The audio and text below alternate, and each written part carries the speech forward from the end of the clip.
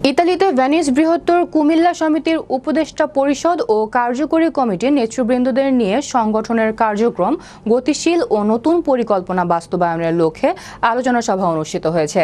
ইতালির প্রতিনিধি সজীব আল হোসাইন জানান, স্থানীয় ঢাকা বিরিয়ানি হাউস কক্ষে সংগঠনের সভাপতি কুদ্দুস চৌধুরীর সভাপতিত্বে ও সাধারণ সম্পাদক ফয়সাল আহমেদের পরিচালনায় সংবর্ধনা ও আলোচনা সভা অনুষ্ঠিত হয়।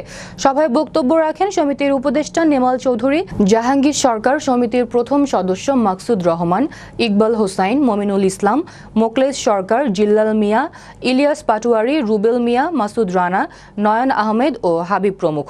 পরিশেষে সমিতির সভাপতি উপস্থিত সকলের মতামতের উপর গুরুত্ব দিয়ে সমিতির পরবর্তী সকল কার্যক্রমে এক হয়ে কাজ করার অঙ্গীকারকে স্বাগত জানান এবং একটি সুন্দর অনুষ্ঠান আয়োজনের মধ্য দিয়ে সমিতির প্রতিষ্ঠা বার্ষিকী পালনের সিদ্ধান্ত গৃহীত হয়।